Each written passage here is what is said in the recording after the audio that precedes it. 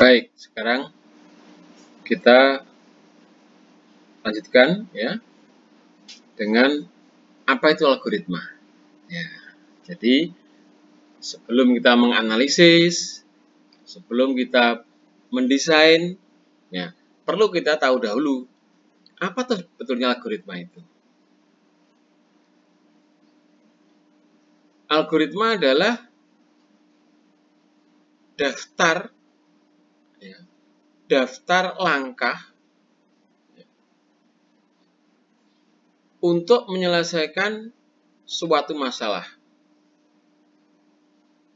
Dan itu dilakukan dengan mentransformasi input ya menjadi output.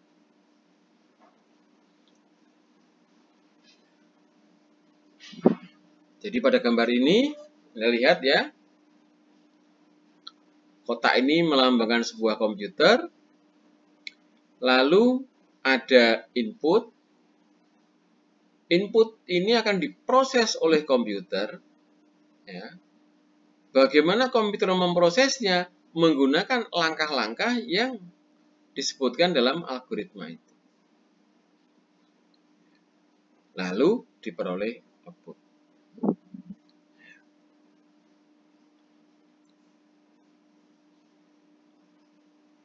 Tentunya algoritma ini tidak langsung kemudian bisa membuat komputer bekerja. Bukan. Algoritma ini baru daftar langkah. Langkah-langkah apa? Ya. Langkah-langkah apa yang perlu dilakukan untuk mengolah input menjadi output. Ya. Tetapi untuk komputer itu bisa mengolah input menjadi output, diperlukan yang namanya program.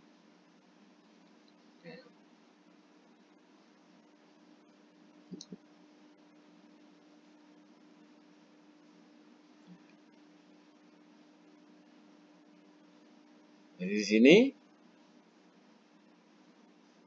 algoritma dan program itu sebetulnya sama-sama merupakan satu daftar langkah untuk menyelesaikan masalah. Hanya kalau algoritma itu ditulis, disajikan dalam suatu bahasa yang masih natural, bahasa alami, bahasa manusia, simbol-simbol yang itu dipahami manusia. Sementara kalau program ditulis dengan menggunakan bahasa pemrograman tertentu. Saya yakin Anda sudah berpengalaman ya dengan algoritma dan program ini karena Anda sudah mengambil mata kuliah sebelum ini yang terkait dengan pemrograman.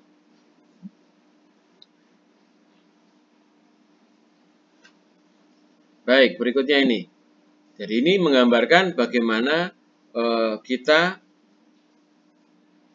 melakukan problem solving, ya, menyelesaikan masalah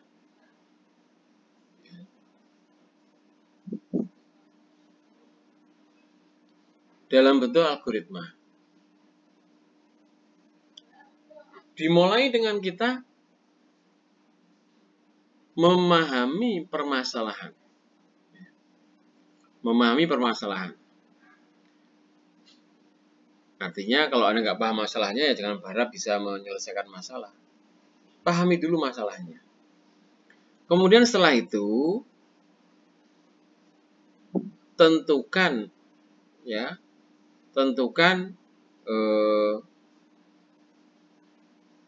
teknik komputasinya. Tentukan algoritma yang akan digunakan. Teknik desain algoritmanya apa yang mau digunakan. Lalu, setelah itu, kita desain algoritma, pastikan bahwa algoritma itu benar. Pastikan bahwa algoritma itu benar. Dan kemudian, coba dilakukan analisis bagaimana kompleksitas dari algoritma itu.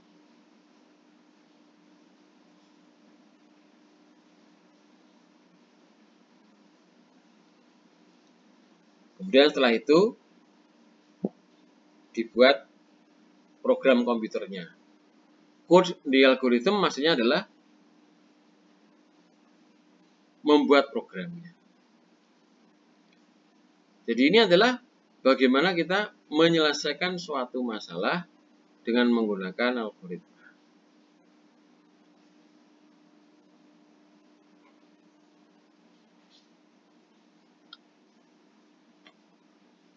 Nah, ini lebih detailnya lagi.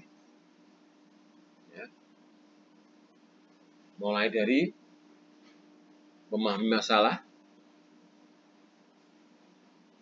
merencanakan logikanya dalam menyelesaikan masalah itu, ya.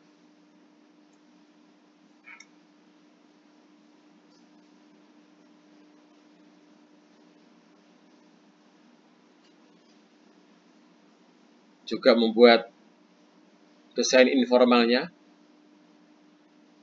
dalam bentuk daftar major task, tugas-tugas utamanya, juga untuk subtasknya,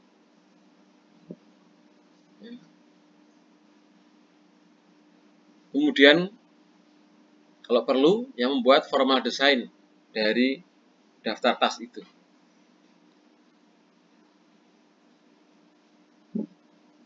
Kemudian membuat algoritma, membuat flowchart-nya, membuat codingnya. Kemudian translate the program into machine language. Jadi ini tugasnya compiler, ini bukan tugas kita ya.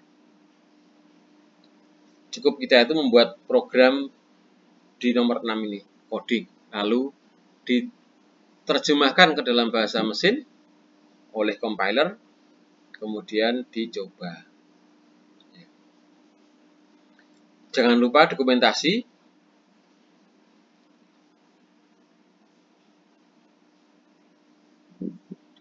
Ya, kemudian diproduksi programnya. Jadi ini adalah cara kita menyelesaikan satu masalah dengan algoritma.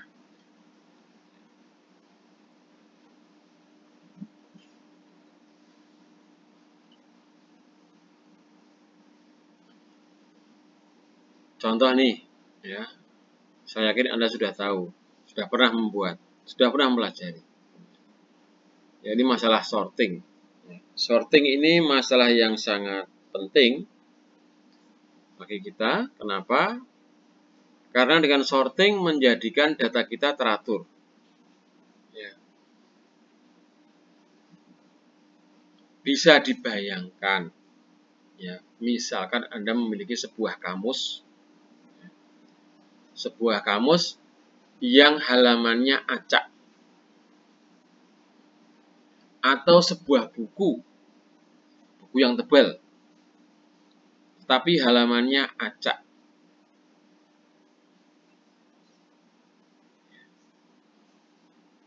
Apakah Anda akan mau membaca buku itu? Saya yakin tidak mau.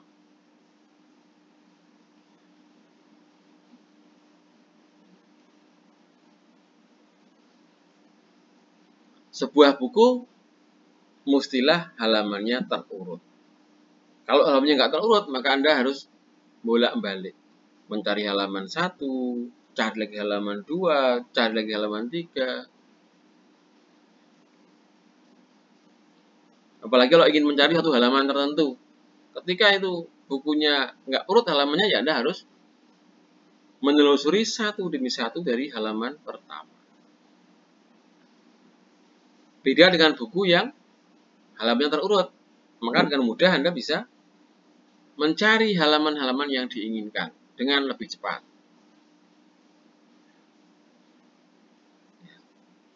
Jadi itu pentingnya yang namanya sorting. Ada internal sorting, ada external sorting. Yang penting ini. Ya. Sedemikian pentingnya sorting, sehingga ada banyak macam cara untuk melakukan sorting. Ada insertion sort,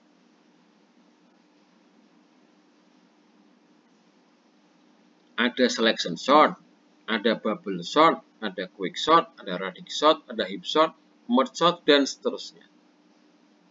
Mengapa ada banyak macam sorting? Kenapa coba? Kenapa kok ada banyak macam sorting? Ya, sebetulnya itu adalah upaya kita, upaya manusia untuk mencari ya, algoritma sorting yang efisien. Maka di sini dikenal berbagai macam cara untuk sorting.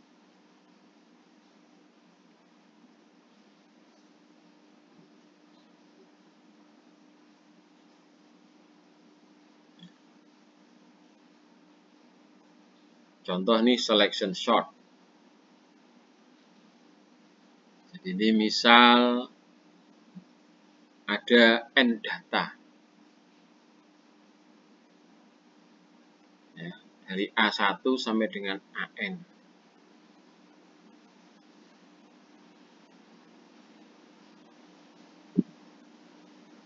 Maka langkah pertama adalah menentukan lokasi ya, untuk elemen yang paling kecil.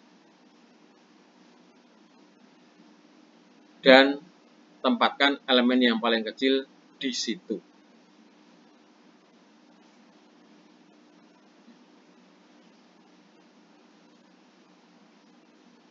Terus ulangi lagi. Cari elemen yang paling kecil berikutnya. Tempatkan di nomor 2 dan seterusnya. Itu selection sort. Nanti lain lagi dengan yang bubble sort atau yang quick sort. Lain lagi.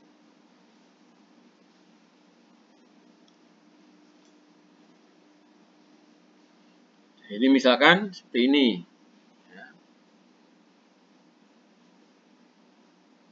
Pertama datanya itu ini. Lalu dicek, cari mana data yang paling kecil. Wah, ini ya bukan, ya bukan, ya bukan. Ya, terus saja sampai sini. Oh, ternyata yang paling kecil itu ini. Data 6. Maka tukarkan data 6 ini dengan data pertama, di lokasi pertama. Ya. Nah, sana. Jadi ini adalah yang paling kecil. Terus berikutnya dari A2 sampai dengan A8. Cari terkecilnya di mana? Temu, ini yang paling kecil. Tukarkan. 55 tukar dengan 12. Terus terkecil berikutnya ketemu ini 18. Tukarkan. Demikian seterusnya, maka akan terurut.